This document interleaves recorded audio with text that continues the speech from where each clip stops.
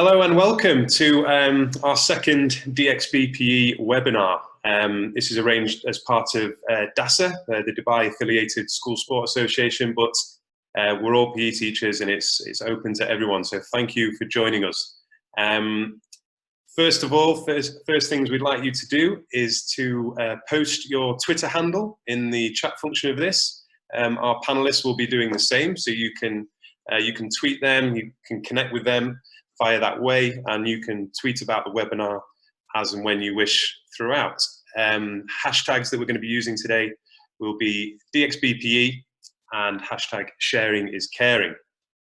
So while people do that, I'm just going to send out a poll for everyone that's in attendance, and this is just to find out a little bit about who's here and where you're from. So it's just 3 questions. That should pop up on your screen. And I'll just give you a few moments to answer those. And while you're doing that, I'll go through the format of today's webinar. So today we will be going over how different teachers are delivering GCSE, A-level, and the Diploma Sport and Exercise Health Science. Specifically how we're delivering that at the moment through distance learning, but lots of the content we cover will certainly be applicable to when we're all back in school. We'll cover Google Classroom and Google Drive and all the functions that come with it, as well as Microsoft Teams. We're lucky to have Tony from Gcse Simplified and James from the Everlearner as guests here, demonstrating their resource for you today. And we'll also mention some other resources and websites that you can use for your academic PE lessons. At the end of the session, we will finish off with some Q&A. So I would encourage everyone in attendance to please use the Q&A function here in Zoom. By asking questions, you can then also vote and give thumbs up to other people's questions. And what we will do is, at the end of the webinar, the questions that have the most votes will be the ones we'll answer first. So please do ask questions as they come to mind. And if you see a question that you would like to know the answer to also, please give that a thumbs up and a vote. In addition to that, at the end, we will also have some discount codes to share for some of the resources we're talking about. And as well, the Everlearner, James Sims, will also be opening up a completely free sign up for the Everlearner website, which will take you through to the 7th of September, and that will be at the end of this webinar. So definitely worth hanging around until the end. So now I'm going to end the poll so we can just see how many we've got. 88 out of 105 have voted. I'll leave it actually, I'm going to leave it for a few more, see if everyone can vote. But I'm going to introduce the panelists. So first, I'm going to introduce Damien. Hi, I'm Damien Edwards. I'm the assistant head teacher and head of secondary at King's School Al Barsha. I'm teaching A-level GCSE, and I'm a massive advocate of flipped learning. So for some of this, the online learning is playing nice into what I've sort of planned already. Perfect. Thanks, Damien. And we've also got with us Hannah. Hi guys, I'm Hannah. I am the Sports Development Coordinator at GEMS WSO, and about to move to GEMS Wellington International School. I teach GCSE and IB as well. Brilliant, thank you, Hannah. And we've also got Olivia. Hi guys, I'm Head of Academic PE at Gcse, Arabian Ranches. We cover BTEC Sport at Arabian Ranches, and we also do IGCSE and IB Sport Science. I've been a workshop leader for IB Sport Science for the past couple of years, and I've also been an examiner for IB Sport Science. This year is my first summer of examining the internal assessments. So if anyone's got any questions about internal assessments, I'll try and help you out with those. Excellent, thank you, Olivia. And we've also got Tony from Gcse Simplified. For 1 second, Tony, I think you are muted. There you go. Cheers. My name's Tony Corcoran. I am head of PE faculty, been teaching for 20 years. I'm one of the lead trainers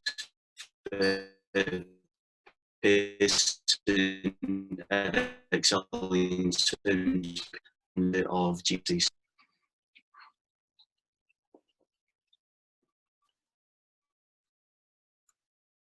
I think, Tony, we lost you a little bit there. What I'm going to do is going to nip over to James, but if you just want to type in the chat function a bit about yourself, just so people can hear and read that, just in case that cuts up for them as well. But yeah, I'm going to hand over now to James from the Everlearner, please. Hello, everyone. My name's James Sims. I'm a PE teacher of 20 years experience, most of my career head of PE, latterly as a member of SLT as well. I'm also the creator of the Everlearner, formerly My PE Exam, and the founder and creator of the everlearner.com, which I'll show you a bit about later on. Excellent. Thank you very much, James. So I'm going to end the poll there and share the results with you. Very interesting. Brilliant to see 29 of you from the UK. Welcome. And a few more from elsewhere in Europe. And most of us here from the UAE and a few from Asia and North America. So that's brilliant. We can see a large majority of you are GCSE teachers. And other specifications also. And surprisingly, and this is something James predicted, Microsoft Teams is the #1 way that most of you are delivering examination PE in your schools. So that will be really useful for us to know throughout this webinar. Right, so we're going to get started. And first we're going to start with our overviews of how we're teaching different areas of our curriculum. So first we're going to start off with Hannah from GEMS Wellington Silicon Oasis, who's going to talk about GCSE PE.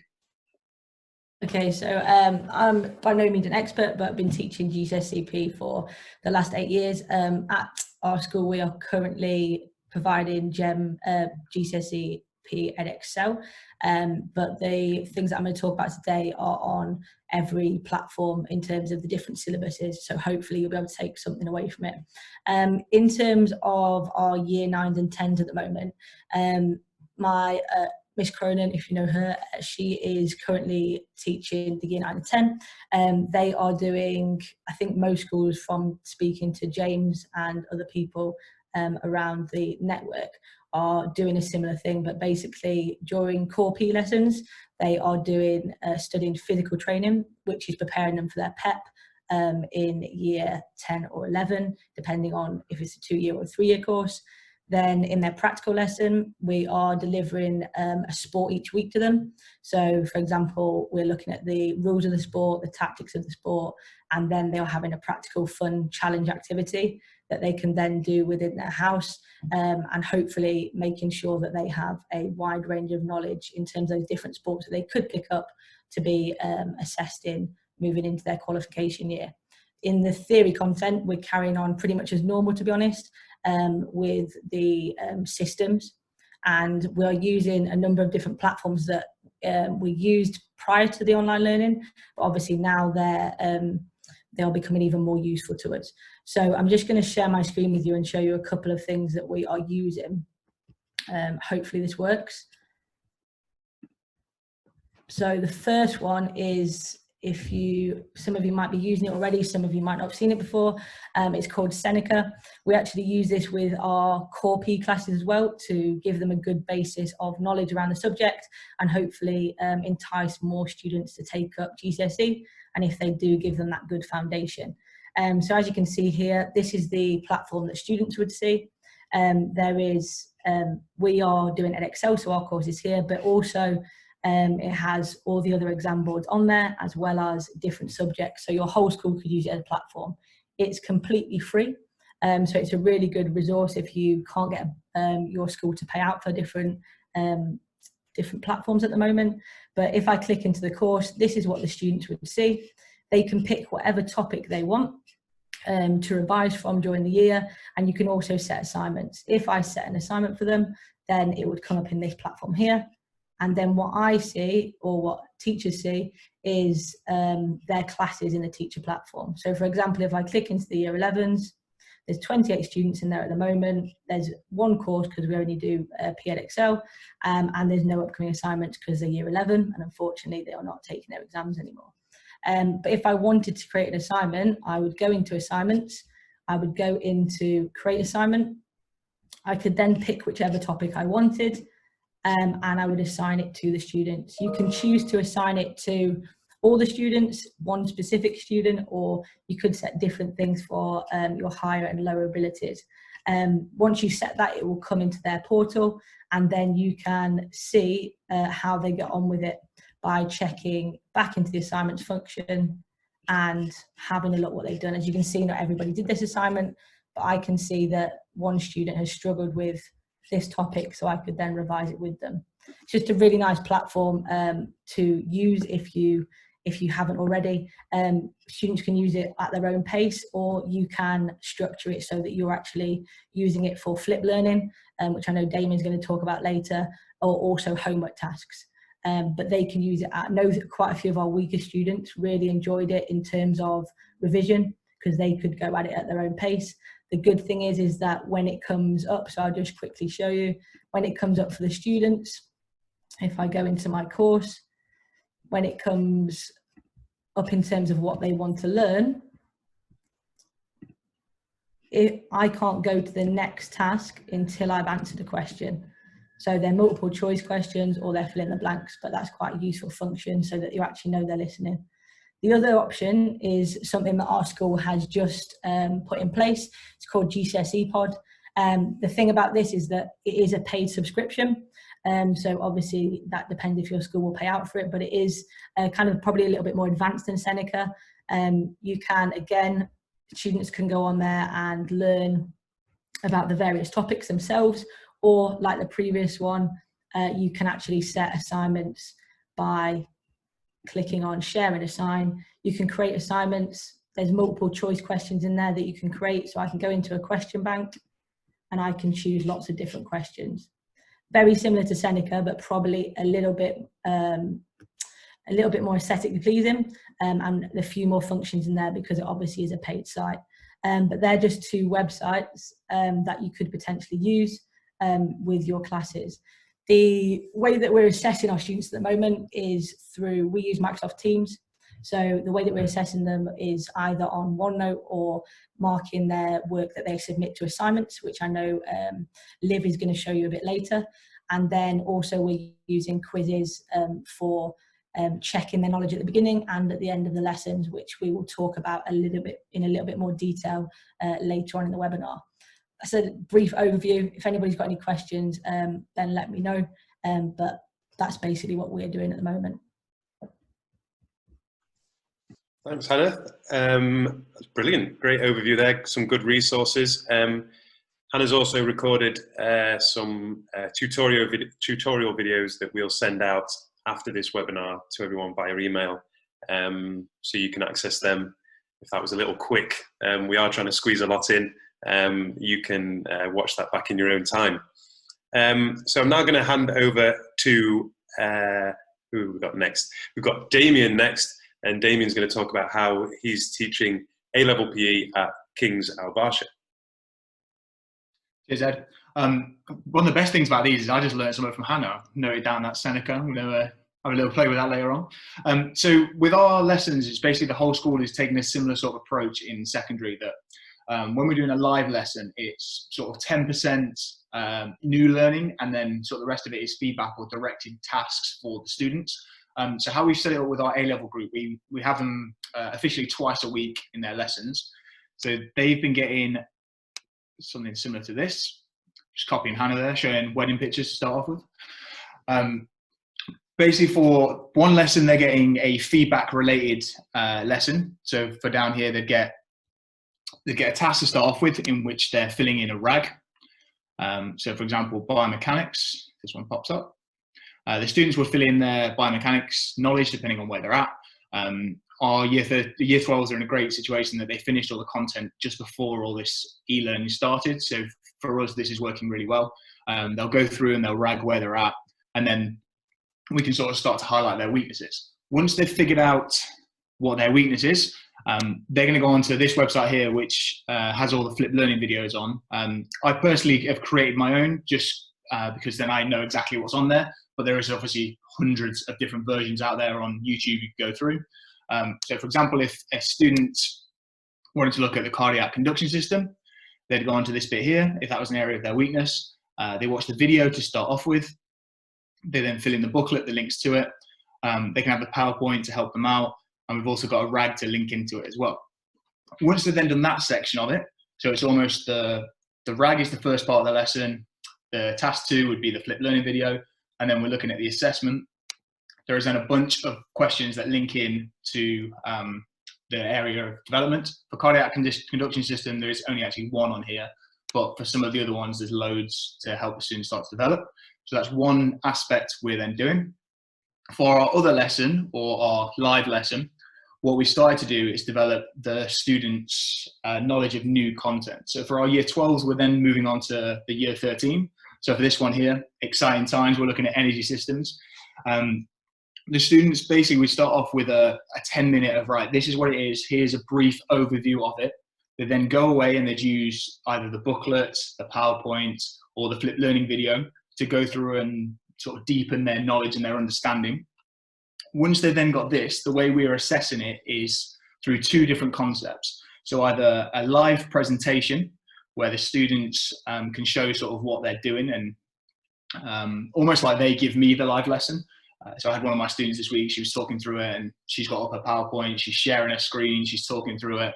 And then the other way we've got on it is once they've finished or they've submitted their work, they're getting feedback that is directed specifically to them. So later on in the webinar, I'm going to show you how to do online sort of virtual feedback or screencasting feedback. These ones here are based on the students' biomechanics assessment.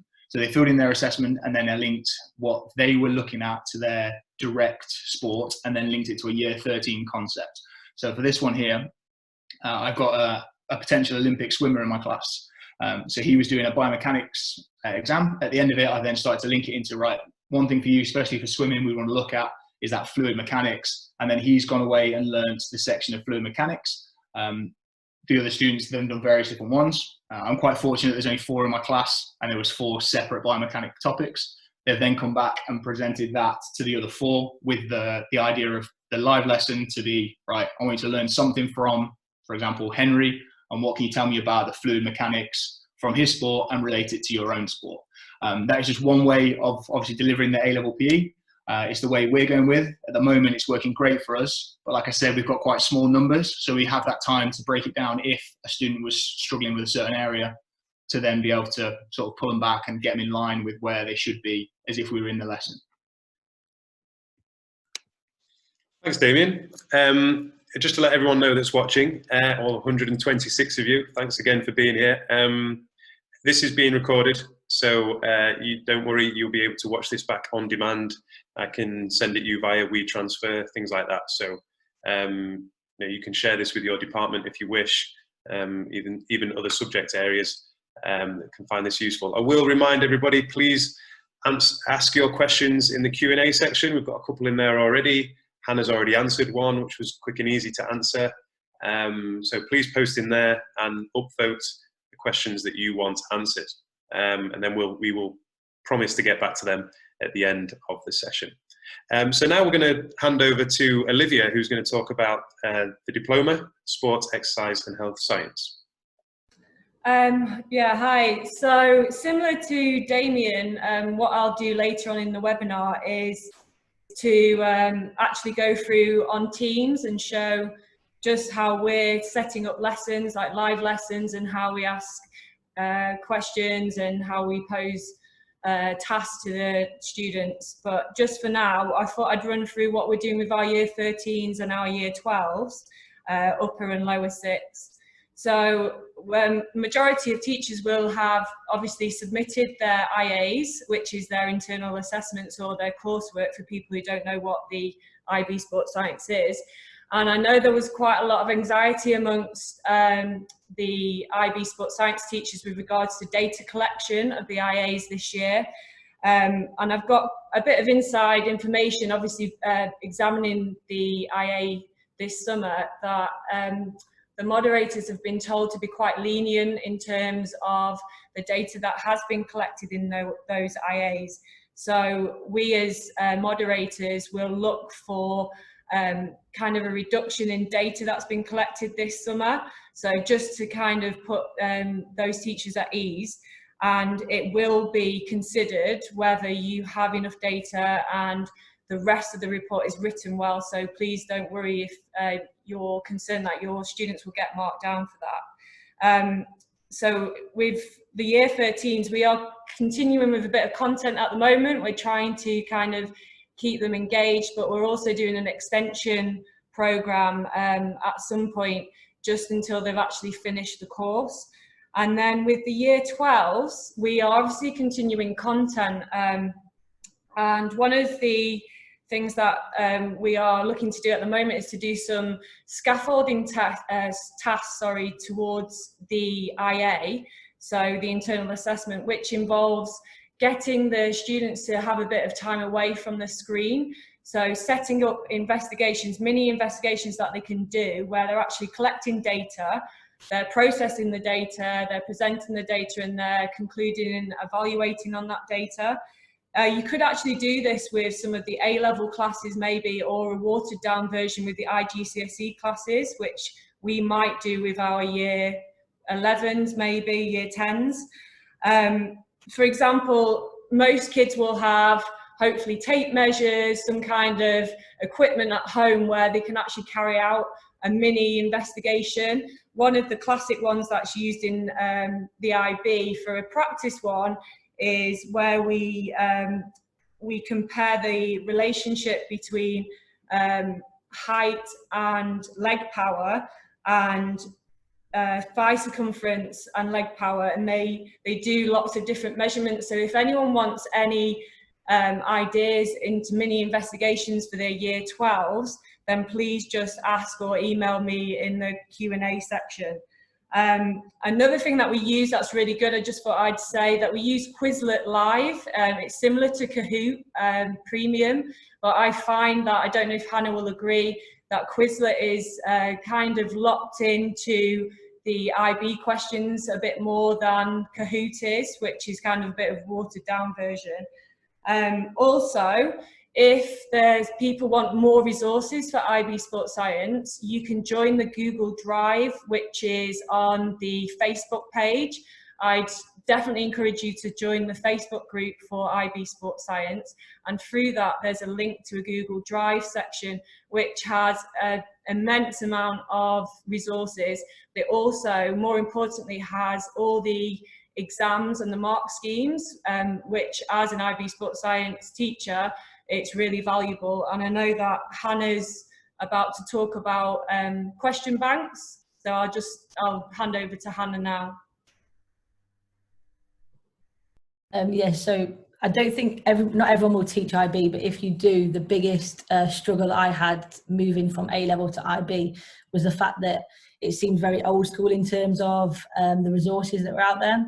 So Liv's done an awesome job of creating a Google Drive with loads of resourcing. So if you haven't checked that out, definitely do that.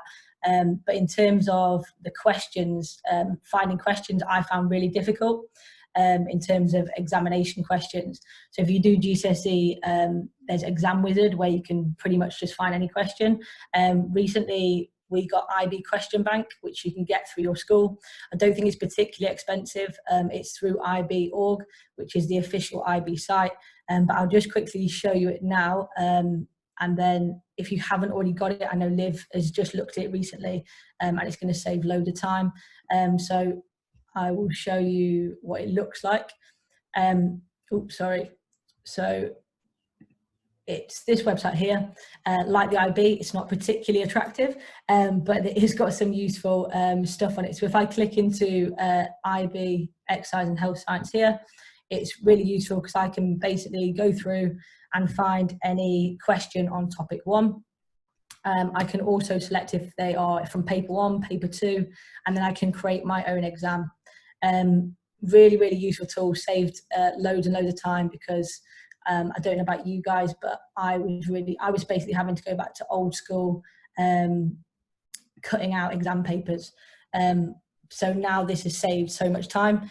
If you, on Share Learn Teach, there is now an IB drive on there, and that's got all of the topic papers in there if you want to access them until your school gets you IB question bank. But I would definitely say if you've got Teach IB and you have a little bit of a budget spare, get that tool there.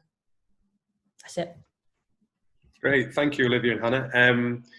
Just if either of you could post any of those links that you've just mentioned to the websites in the chat function. I know there's a couple people keen to find them and probably check them out.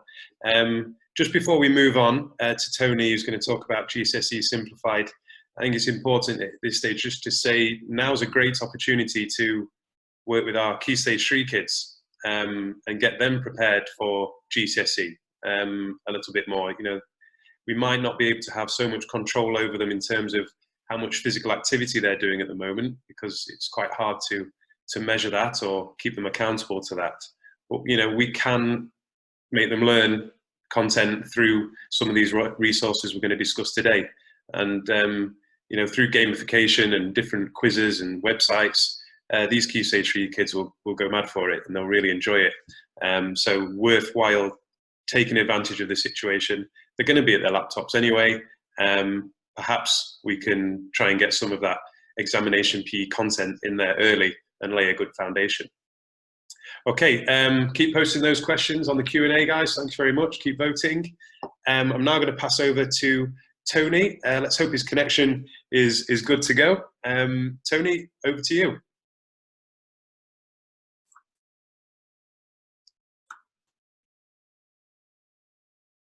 One second. Sorry, Tony. Just unmute yourself again. That was my fault. I think I did that. Sorry. That should be okay now. Okay, thanks very much. Good afternoon, everyone. GCSE Simplified, the idea started about 3 years ago.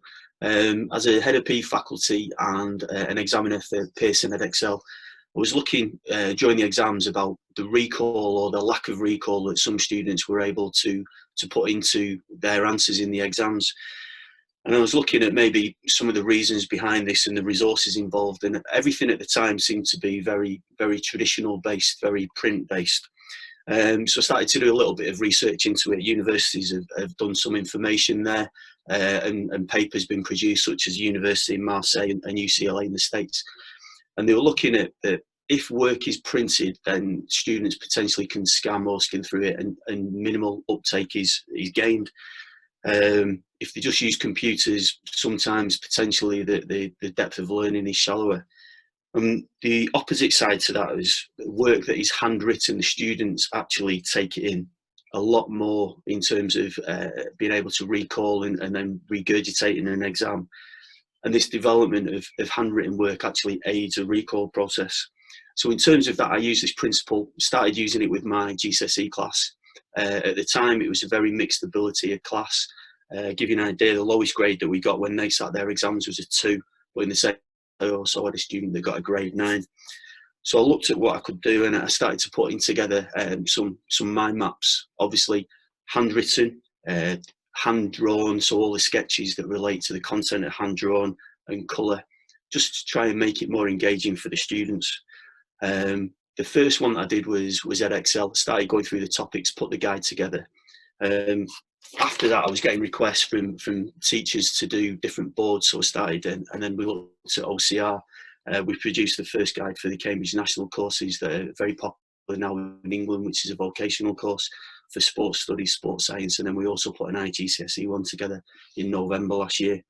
In terms of the schools that we work with now, the book started to be produced in January 2018. We actually work with over 1,000 schools now across England, Wales, Northern and Southern Ireland, and that's just on PE. We've just also launched an English guide, a set text guide, and there'll be more of those coming out, and we're looking to diversify into other subjects. The IGCSE guide has opened a new range of schools or access to schools in other countries. We now have 22 countries that use our guides, including in the Middle East, Qatar, Oman, Bahrain and the UAE. and some of the schools out there, sort of Dera, Dubai, Gems Wellington, English School in Sharjah, and Brighton College, Al Ain, all use our guides. In the process of sending the guides out since January 2018, we've now sent over 30,000 books out across these more than 1,000 schools in 22 countries.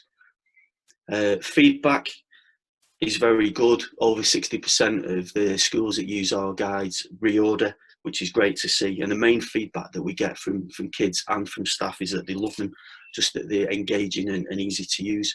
We also have quite a few schools that use them specifically for students that are struggling with dyslexia, because they look at the triggers in terms of colour, in terms of keywords, in terms of content.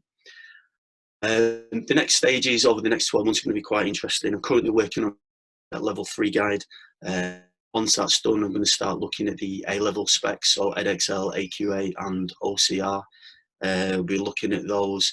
And then I'm also looking at workbooks to develop that run alongside the GCSE guides.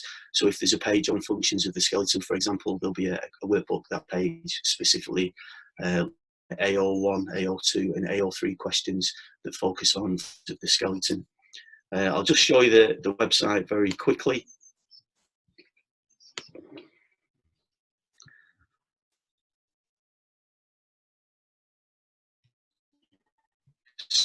So this is our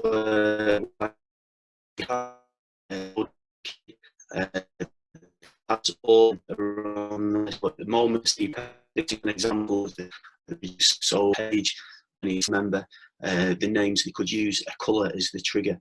At the bottom of each page there's downloads that are available as well. While everyone is working remotely, I've also added a section in at the end which are free downloads.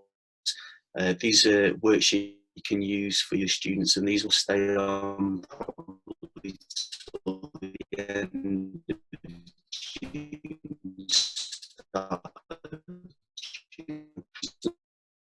If you're working in it, you'll be familiar with please click, you can download it and it'll pop up at the bottom and you can use a wish. Excel is on there. I'm also going to add on some pages for it as well. Okay, so in terms of the content, that is what we do, and thanks very much for giving me the opportunity to speak, Ed. No, thanks, Tony. Thanks for joining us. And Tony will be available, obviously, in the Q&A session at the end. Lots of experience with the exam boards, which might be helpful. Did cut out a little bit at the end there, Tony. So if you like, if you, in a moment when we move on to James, if you want to find a bit of a stronger Wi-Fi, maybe you just go over that last minute again in the end, just to show people. I think we got to the bit about free resources and then it went a bit ropey. All right. Okay. So, okay, moving on. Thanks for the questions coming in, thick and fast, and keep voting. We're now going to move on to James Sims from The Everlearner. Over to you, James. Afternoon, everyone. Thanks for the invite, Ed, is appreciated. So, look, a couple of things from me quickly before I show you what we do. By far the most important message is that we, with the permission of our paying customers, have made our service utterly and completely free between now and September. Again, I'll post into the chat in a moment if you're interested how you can sign up to that free access. Something we're deeply proud of. I really genuinely want to say a thank you to our paying customers, because it's you that's given us permission to allow us to do that for the coming, whatever it is, 4 or 5 months or whatever it is remaining between now and then. And I appreciate that very, very deeply. Secondly, before we get into the demonstration, we work with 37% of all PE departments in England, in Wales and in Northern Ireland and the Republic of Ireland as well. The uptake is quite remarkable on the platform. It's exam board specific. And I think importantly, it's really important to stress here, there's been themes in the conversations already about question, about recall, about retrieval practice. I really want to stress here that our platform is designed with that cognitive science of how human beings actually learn, remember and forget built in, and hopefully you'll see that in a few moments time. So let me switch to show you this. This is where you get nervous, Ed, because this is where I play a video directly into the show. So let's see if this is going to work. So hopefully any moment, guys, you are going to see this little demo. Here we go.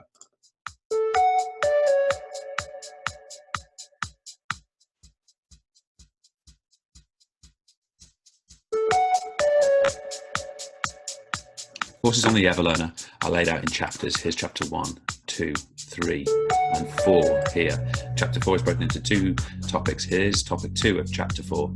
That's got a lesson in here, and it's on levers. We can go in and we can start taking this lesson. Okay, so we're a student here. The lesson is teaching the student the core components built in front of them, clearly taught with illustrations, drawings, applications, exam answer examples, and very, very clear guidance. Finally, on the tutorials, you'll notice these grey blocks down here, and that Fleur has watched 16% of a tutorial. If we click the tutorial to here and start playing, you'll see that tracking builds up under this green bar here. We'll get a grey build up of watching. This is the milliseconds, in this case, Fleur Delacour is studying. Okay, if the student tries to drag to the end, and they get picked up for tracking at that particular point. Okay, so they cannot cheat this tracking. Finally, on the tutorial space, the student can also make notes. You can see that Fleur's made a bunch of notes previously. Perhaps I'm at this point of the tutorial right here, and it's teaching me here the fulcrum is the ball of the foot for a class to lever. Okay, notice where my video play head is. Bang, that note goes in there. Students make key linguistic notes onto the tutorial itself. Once the student has watched their tutorial, they've made their notes, we encourage them to take what we refer to as practice mode, low stakes practice quizzing. The student goes in, they get a series of questions. Here, I have my notes available. I have no time limit.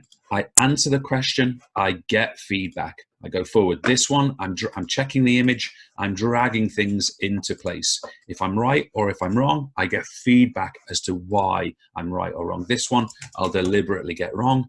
Here is the feedback. Now, it's important to stress that if Fleur wants to, she can revisit notes at any time. It will open up a new tab and it'll take her back to the moment of that note. It's a really important aspect of this. But this is practice mode. This is non-transparent to the teacher and just for the student. Whenever the student is ready, they can switch to test mode. In test mode, we have a different environment now. I'm now time restricted per question. This time, I have no notes available. This time, I'm guessing these answers getting them wrong. Notice my time stops in test mode. This one I'm going to claim here. No notes available, time restriction per question. I'm dragging things into place and so on and so on. Every single submission gets feedback, in this case, incorrect answer feedback. Finally, on our courses, students have what we call checkpoints. Notice these big yellow blobs. I'm going to do checkpoint 4. When I go in, I'm told I'm going to get 30 questions, 22.5 minutes, and I know that I'm going to be questioned on all of this blood and heart stuff here. So when I go in to my checkpoint, notice what I get. I get a question, but importantly, my timer is counting down per test. And in this case, which vessel is an artery? I believe it's vessel B. I choose vessel B. Now notice no feedback. For this one, I'm going to choose these 2 options. For this one, I'm going to say feature A is the aorta, and so on and so on. I'm going to just choose a few answers. I'm not really reading, as you can tell. But once I've done all 30 of my questions, I submit my checkpoint. It doesn't want me to, so I haven't finished.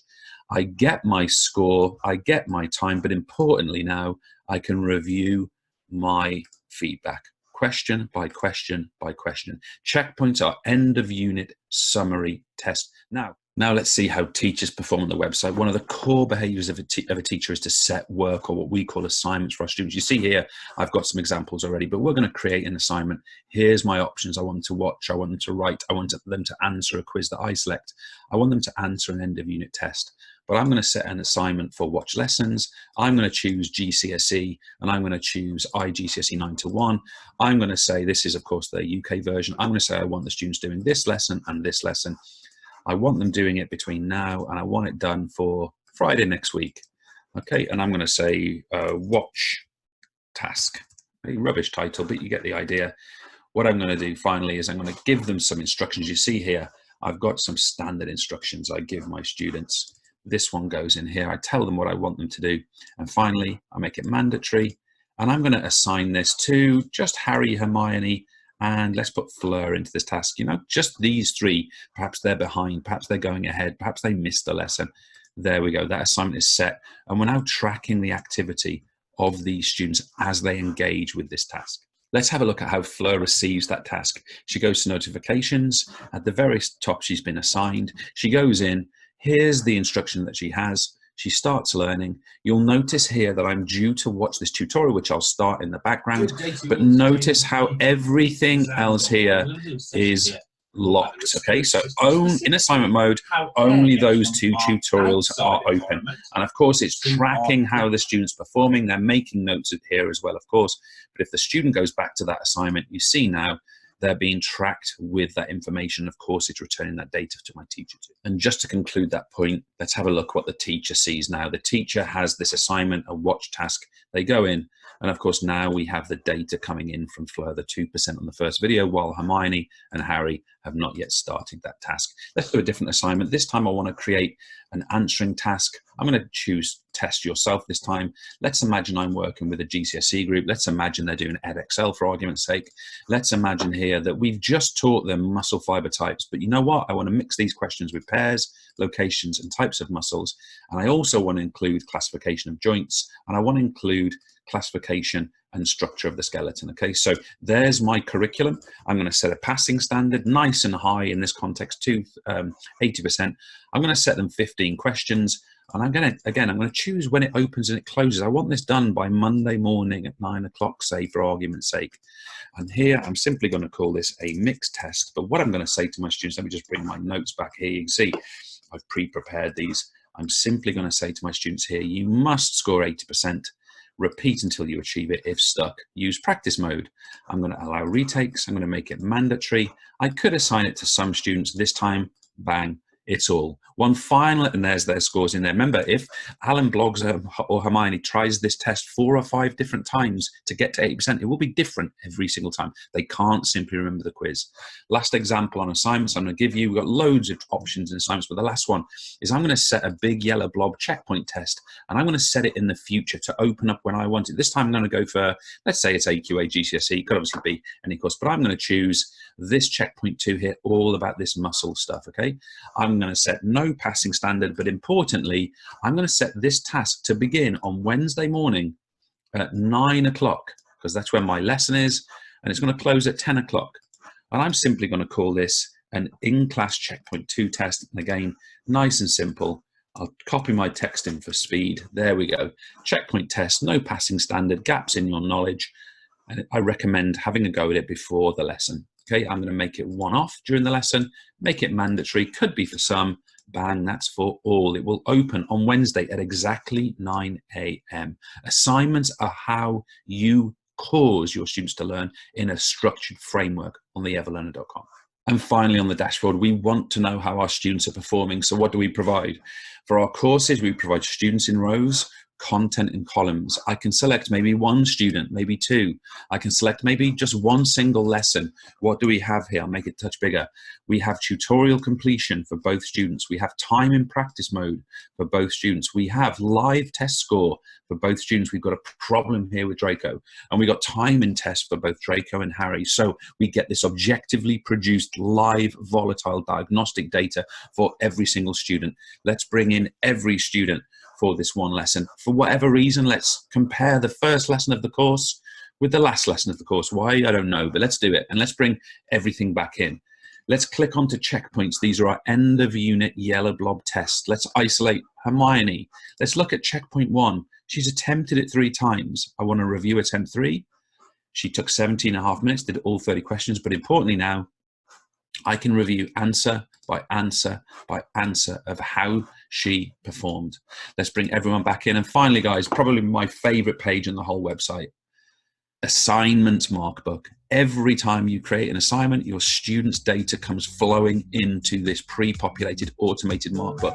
So let's have a look. My students are not real. They tend not to do their homework, but let's have a look at Draco. Here's his homework record automatically produced for the entire period of the course. I don't have to lift a finger. Let's compare that to Harry, for example. Here's how they both perform. Harry's a naughty boy. So here we go. We get this data coming through and flowing through. That, guys, is theeverlearner.com. That's what we do. We are completely free until September. You should join us.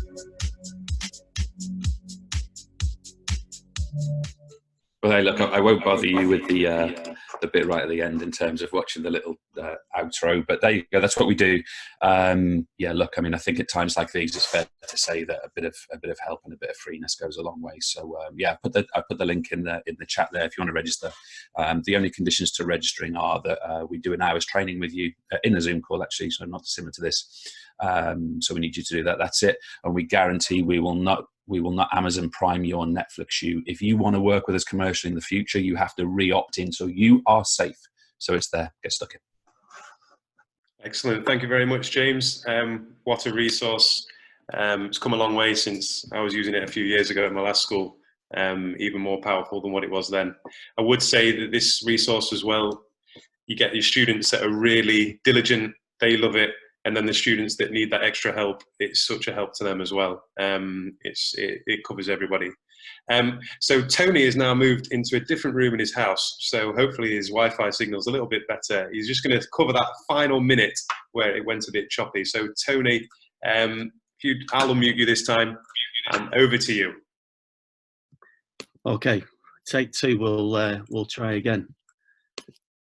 So in terms of, I think it cut out when I was looking at the website. So in terms of the website, the details for each of the guides are there, from IGCSE, BTEC Sport, AQA, all the different ones down the side. So if you click on the specific course that you're running, you design content for each one, and there's pages that can be downloaded also at the bottom, and this just gives you an idea of the content on the page. So as I said, triggers are there, sort of keywords color coded, and we try and keep the same colors running through the same themes all the way through the guides. In terms of the resources, what we've done, again, because obviously people are working from home, we put a lot of worksheets on the back. These are the Sports Science and Sports Studies Cambridge National Guides. All you've got to do is click the download, it'll come up at the bottom, bring it up, and you can use these with your students as you see fit.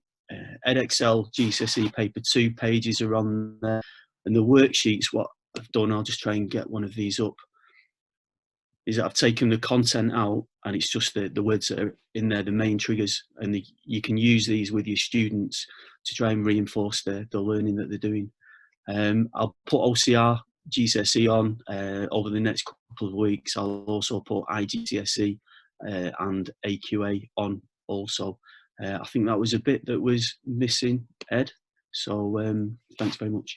Yeah, thanks, Tony. That worked perfectly. Thank you very much. Right now, we've got a bit of fun for everyone, a bit of engagement that will get you sat up in your chair. It's a bit of competition. We're going to throw over to Hannah, who's going to talk about quizzes. Yeah, so we've been shown some really cool sites today. One that we looked at recently is quizzes. My husband actually introduced me to this, and he is probably the least technological person on earth, so don't worry if you can't cope with technology. It's fairly straightforward. Previously was using Quizlet and Kahoot, very similar to that, but I think it's a little bit more engaging for students. So we're going to see if we can play a quiz live. So if you have a phone or device, please grab it. I'll just show you this is what my screen looks like. We're going to play this quiz. If we wanted to practice it, I could click on practice. I can share a flash with students just like you would on Quizlet, or I could assign it as a homework. But we're going to have a go at it live. There's 3 different options that you can do. You can either do it as a team function. That one allows students to answer at their own pace, but their scores will be grouped together. The classic function that we're going to use is where every student is individual, or you can do it as a test where you're then going to get a more detailed report at the end of it. So I'll show you at the end a report for my IB Year 12 group who did their end of topic test on here recently. But we're going to just have 4 quick questions, give you 2 minutes to log on, and then we'll get started. So if you just type that address into your phone browser and enter the game code. I'll also share a link in the chat if it's not working for people. If I can do that. Can I not do that while sharing my screen? No, that's too complicated. I won't do that. Okay, we'll give people till 10 to, so it's a race. Currently 14 in. The rest Give of them the 30 people seconds, Hannah. 30 seconds. I'm pleased we've still got 22 people online, to be honest. We've done well. Okay, so just if you're not in, don't worry. It's more to show the function of it than anything. Everyone's joining now. Right, I'll give you 30 seconds. Countdown starts now. Right, it looks like we've held up, so we're going. I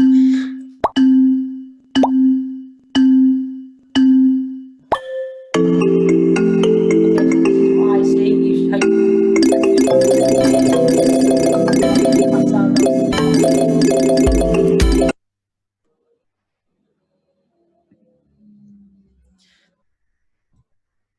Okay, so Beth's currently in the lead. You could commentate on this, or you could purely just leave it up and the students can have a go. Oh, Beth's finished. She smashed it. Okay, a couple of people struggling on the last couple of questions. Some people obviously in the quick readers group.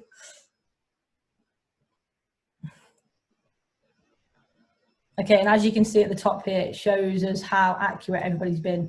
So at the moment we've got a 77% accuracy. Some people might have forgotten what day it is. Okay, so then it looks like most people have finished. Give the last couple of people a chance to finish. While this is happening, I can look at the questions and see how many people have got right and wrong.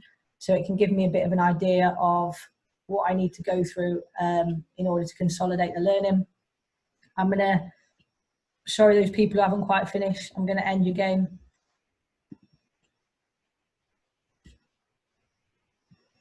So it will then show us who's won. Well done, Beth. Second, Caroline, and third, LGM. So it would then show everybody else who got 100%, which is awesome. Hopefully it was a fairly easy quiz. But then the really useful function is that, I don't want to play it again, but here you would then see who got what questions right. So pleasing to see that everybody's been spending their time watching the Tiger King pretty much. You can see what the toughest question was, you can see class accuracy, you can see interesting facts, and I can look at the questions individually like we said before.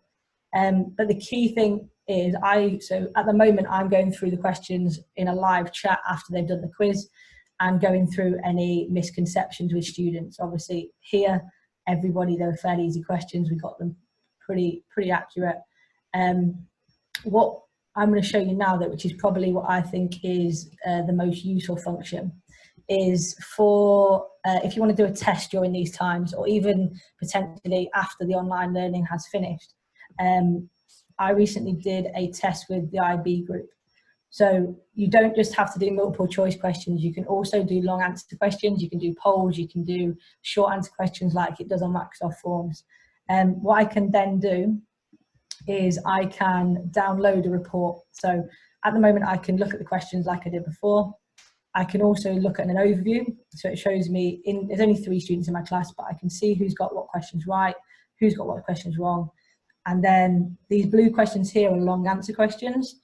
So it doesn't actually mark these for me. I have to go in and mark these. So that's where a report comes in. I click on download and I get something that looks like this. So this is probably the most useful feature. This is downloading an Excel spreadsheet for me. It shows me how many people have attempted the quiz. The multiple choice questions are obviously marked for me. The blue questions, I will then now have to go in and mark myself, but it's allowed me to kind of collect that data rather than just me getting them to write it on paper on a Word document and submit it to me. It gives them a time limit, so there's less likelihood that they can cheat. I know there's lots of different platforms out there. The Everlearn is awesome, which James has just showed us. But this is also something that's completely free and interactive that you can use in core PE and Gcse PE. I'm using it to test students in IB at the moment. So hopefully, you've probably already seen it, but if you haven't, hopefully that's helped. Great, thanks Hannah. And again, Hannah's done a tutorial video on that as well, which I'll share with you. So she's been covering all bases. I used that this morning with my year 7s and they went mad for it. And so I definitely recommend it for all age groups. Right, now we're going to hand over to Olivia once again, who's just going to look at a little bit more, I think, how she's using OneNote within Teams for teaching the IB. Yeah. So I thought I'd start with Teams, because I know that there's quite a few teachers out there who are using Teams. And just apologies in advance that this will be tips for a very kind of basic level. So if you're advanced with Teams, apologies, you might not learn much, but for someone like me whose IT skills are awful, these little tips came in really useful recently. So if I just share my screen with you. So at the moment you're looking at the general posts, which I take it that most people use for their lessons. This is a year 13 group that I share with 2 other teachers. Now what we do most of the time, we schedule meetings with our students at the bottom here in the Meet Now section, and we schedule a meeting through that function.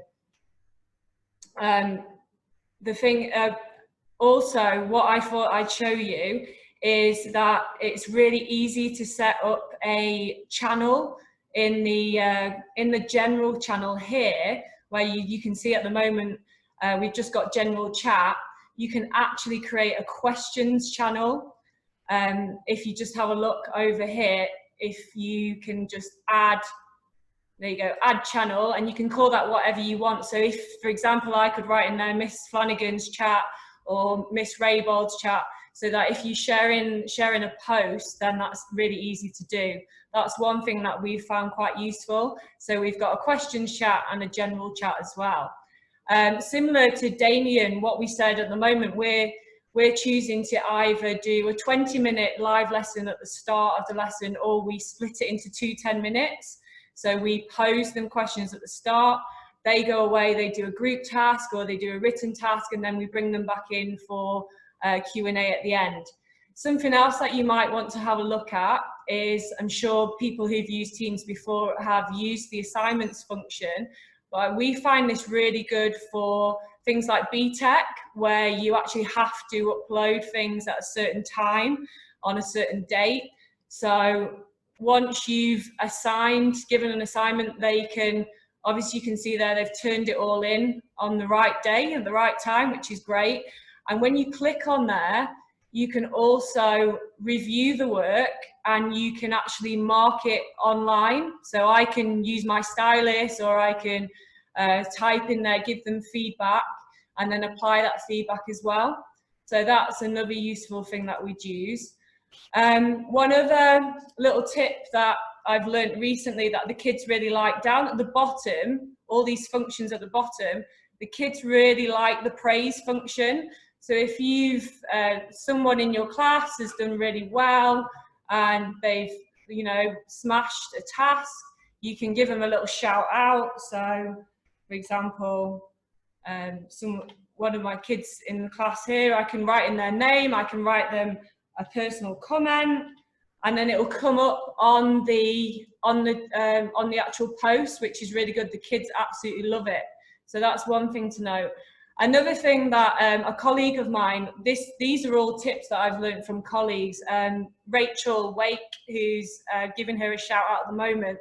If you want to make a really good post on there, if you just go to the bottom corner and go to new conversation and announcement, there's a really good feature that you can actually put in and actually illustrate your headings, so it makes it stand out. So say for example, I'm doing a lesson on nutrition, I can kind of make the kids aware of it,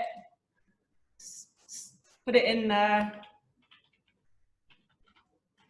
okay, and then it just stands out from, say, above Katie's lesson, as she's posted something about hers. I've put that in, the kids can see it. Just little tips like that, really, that make all the difference for the kids.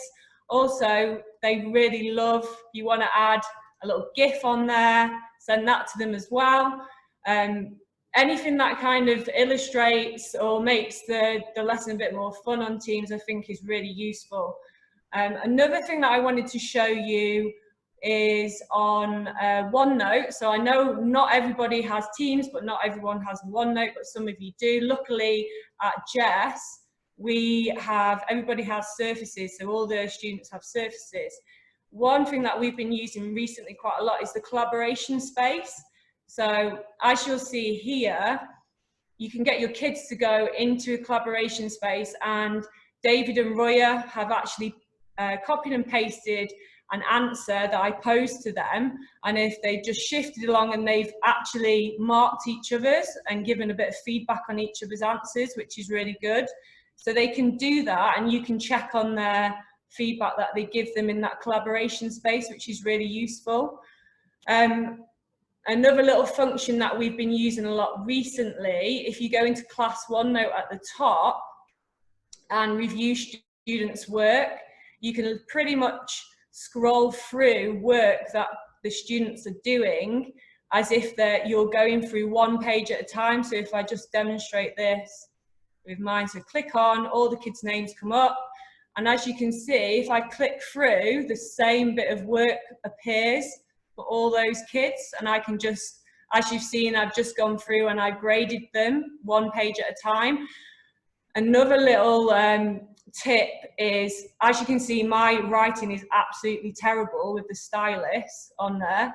So instead of writing, you can also insert at the top record audio. So at the moment, I'm recording myself and what I'm saying, and rather than writing a comment, I can give feedback on that audio. And once it's stopped, you can paste it wherever you want to.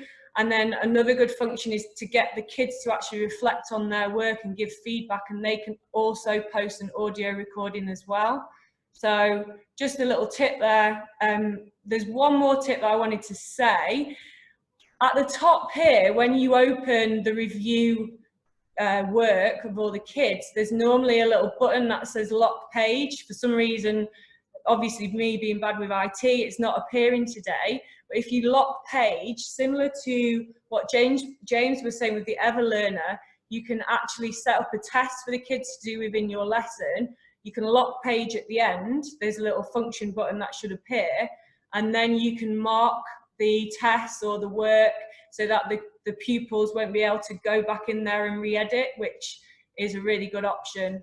So yeah, just a few little points. I'm sure there's loads more tips that somebody who's got better IT skills could give, but there are a few that we found useful at Gcse anyway. Thanks, Olivia. You do yourself a disservice. I don't think you're bad at IT at all. Some great examples there. For anyone who is using Teams, I know lots of you are, and in the next week or two, I've got a colleague at another school who's head of PE and a senior leader at his school that's basically he's in charge of Teams being used there. So he's going to deliver a bit of a masterclass on Teams and getting really stuck into how you can use it for practical PE and theory. So that will be coming up in a couple of weeks. So finally, we are going on to our last ideas part of the section before the Q&A. So keep those questions coming. We're going to hand over to Damien, who's going to build on what Olivia was just showing with feedback, but he's going to show it from a Google perspective. So over to you, Damien. Yes. So as discussed earlier on, basically within our lessons, we've been allowing the students to have different versions, but when they do an assessment, we've been giving them feedback from this. So this would be here, the students did their exam, they've then got their feedback. I've then been creating these. So hopefully this is about 40 seconds to give you an idea of what it's like to be a student in year 12. With your cardiac conduction system, with this question, just remember you're looking for Sally always aims balls past Vicky. You started off with the SA node, which is great. This then travels through the heart to cause atrial systole. Brilliant. This makes the top half of the heart contract. The impulse then covers to the AV node. Good. With delay is 0.1 seconds. So yeah, straight away you've got your 3 marks. And as you carry on, you've got the atrial contract fully. So one of the great things of this is obviously you can put a video on top of the video of the feedback. Me just speaking over the video isn't as powerful as, say, for a visual learner like Indy in this example. We're able to link the video of the heart as it's going through. And then if you go on to sort of 9-mark questions, just sort of further on, you can highlight specifically where the marks are coming from. 2, 3, 4, 5, 6, 7 marks for a 3-mark question. So, for example, there, obviously, Indy's looking at sort of 7 out of 3, which is phenomenal. But the idea itself is just be able to give a different version of feedback. When you first start out, it does take a little while. However, the quicker you get, like that, for example, was quicker than me handwriting it. I just put on my screen and just started talking as I was going through. You can then play around and put the overlay of the videos on it, which will make it slightly longer. However, for the students, it's been really beneficial, and it'll always stay there on YouTube. I was going to show you a how-to guide of how to do it. But I feel like we've been online for about an hour, and I know everyone's trying to reduce their screen time a little bit. But just as an example of something you can do if you were then trying to look at it as a practical sense, or if you want to overload multiple videos, here's an example of one of our practical lessons. So we've got push-ups, ultimate burpees, frog sit-ups, jump squats, tricep dips, lunges, steamroller, bee sit-ups, mountain climbers, and plank. For our last 2, we're going to do it slightly different. But instead of using the number on the dice, we're going to use. So again, for the overlay videos, I'll put a YouTube tutorial in the chat section, just so you can sort of do it at your own pace. However, one of the things for the feedback side of it, we've been finding from our students, is that you're able to give more in-depth feedback, whereas when you're sort of noting on a bit of paper, you can sort of miss out, and it ends up being just like a yeah, tick, great. Whereas with this, you can then start talking through. We actually use it for our PEPs as well, for the Gcse, to literally go through and almost give a webinar on that kid's that kid's coursework. We've then been able to sort of record it, send it to the parents, send it to the link department to help with our SEND students. And it's just started creating more, or a different area for the feedback that the students can then use in the future. It is something we're going to start to use with our younger years as well. So when it comes to revising, they can also start to look back at where they've been, what they need to do, and how they need to improve for their next exam. I'll go back to Ed. Brilliant. Thank you very much, Damien. Yeah, and if you've got any recordings, Damien, we can send that out as well, so other people can watch that back. Right, thank you everyone for staying online for this hour in the afternoon. I really appreciate your attention, and we're throwing lots at you here. I hope you're getting lots of good ideas. Finally, before we go into the Q&A section, so get those votes in on your questions, and remember we've got some discount codes to offer you at the end of the session, which is worth hanging around for. And yeah, and we've got lots of bits that the Q&A is usually the most powerful bit of this, because it gets some live discussion going. I'm just going to share my screen with you briefly, 30 seconds. Share. All right, guys, can you, Damien, just give me a nod if you can see my screen? Yeah, yep. Lovely. So 2 websites that are good go-to websites for resources for academic PE and everything. PE for Learning, you can find these guys on Twitter. You can see they have a general drive, they have theory PE, practical PE. So this is a great website. You can see Tony's resource, and the Everlearn is also featured on here. Different groups for different specifications on the right. And then the second one I'd like to support is Share, Learn, Teach. It's a similar ethos to DXBPE, sort of for teachers, by teachers. Their phrase is sharing is caring. And you can see here on the groups, you can join these groups that are specific to you. These guys are offering a 20% discount on joining their site for the year. I suppose the difference with Share, Learn, Teach is you have to pay, I think, about 5p a day it works out to join this group. But those people that are joining are uploading their own resources, you know, and because they pay to be part of this, you know, they're serious about sharing quality resources. So check that out, sharelearnteach.com and peforlearning.com. Okay, that's everything. We're going to now go to our Q&A session. All right, so the way this is working, I'm going to have a look at some of these questions that you guys have been asking, and I'm going to start at the very top. Question from Luke Pritchard, thanks Luke, that asked, Seneca and or Gcse Pod and or Everlearner, use one, use all of them? Do students get confused as what assignment is where? Hannah, going to go to you for this one. What's your experience? You use a few different things. What's your experience of using multiple platforms?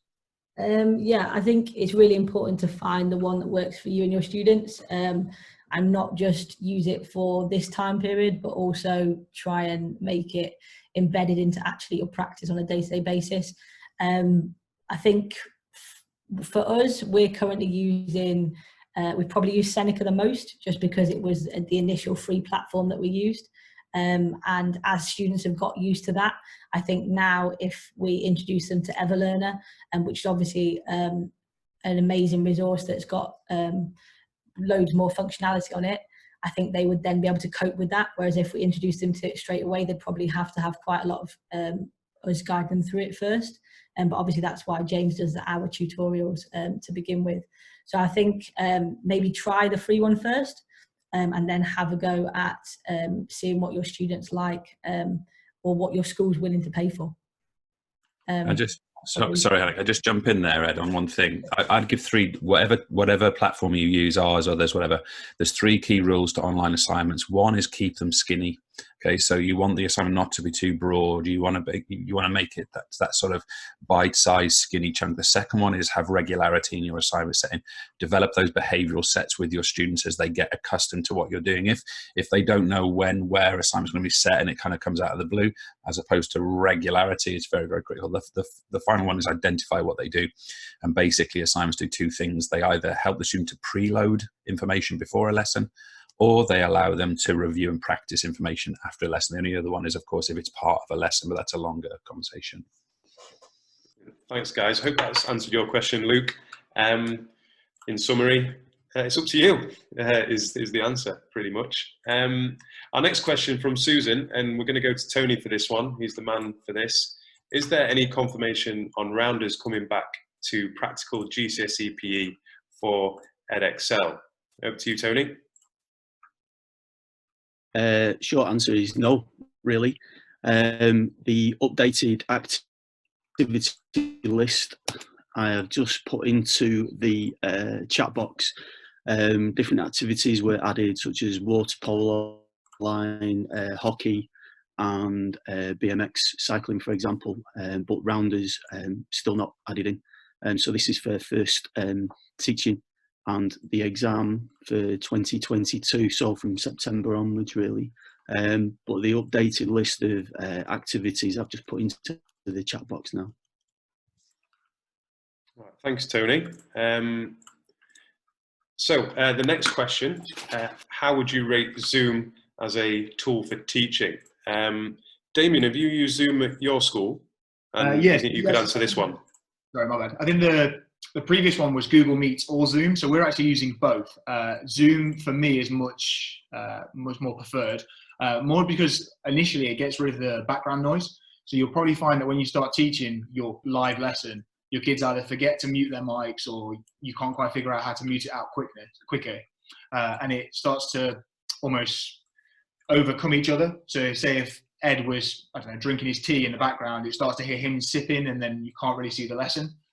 In regards to a basic how to first start a live lesson, I would be using Zoom every time, just because you can set it up that the kids can share the screen like we've done here. It probably takes maybe 5 minutes of playing around before you start to figure stuff out. But you can even do stuff like you can share stuff from your phone to it, as long as you've got a Mac and an iPhone, obviously. But for your first go-to one, I would be using Zooms. The Google one was a little bit, in my opinion, dated. When it comes on, it's a little bit blurred. It's not quite as easy to use as this, like the user interface. And then with Zoom, if you have the paid option, you can have unlimited time. I actually attended a Zoom wedding at the weekend that went on for about 5 hours. And then you can have up to 300 people on your screen, which I don't quite understand how people can get that many people in one place. But for teaching purposes, I'd say this is probably the best one. Yeah, thanks. On Zoom as well, I've tried to embed Zoom within Teams, and there is an option to do that. It does work within it, but I think Teams is more straightforward for the students. It's less complicated, just using the Teams function. And also, if you use an educational email account, Zoom have actually made Zoom meetings unlimited for education at the moment. So it used to be 40 minutes on the free version. If you use a personal account, that might still be the case, but if you use a educational email account and select that you are a teacher within a school, unlimited meeting time. So that's really useful. Sorry, and also on the back of that, if anyone wants any regards to safeguarding online, I can't share the policy itself, but I'm happy to help anyone that wants information around safeguarding online through Zoom specifically. Thanks, Damien. Right, the next one from Luke, again, popular, good questions, Luke. Do people follow exam board recommended teaching order? And James touched on this earlier. I've done some reading and research on this in the past. Personally, I used to follow it all the time because it was convenient, but there's lots of research to suggest that interleaving and moving between units is a powerful way of teaching and improving retention for students. So, for example, teaching one lesson on the muscles, next lesson on the skeletal system, next lesson on the cardiovascular, and then going back to muscles, 2 weeks later, that effort to retrieve that information from 2 weeks ago, if they remember it and you help them get there, it actually strengthens that memory bond and improves their recall in future. So I'd definitely read up on interleaving. I'd highly recommend a book called Making It Stick, or Make It Stick. It's not a long read, and it just tells you sort of 5 great ways to make sure kids retain information. Do any of the other panelists have anything to add there? Can I just jump in on that one, Ed? I think it's really important to stress with interleaving. It can seem like a daunting or scary sort of concept because if you define interleaved instruction, it's really that you're teaching concepts simultaneously. So you would, for example, you would instead of introducing even within one lesson, instead of introducing the 3 different fiber types one after the other, you'd introduce all 3 simultaneously and teach all 3 simultaneously.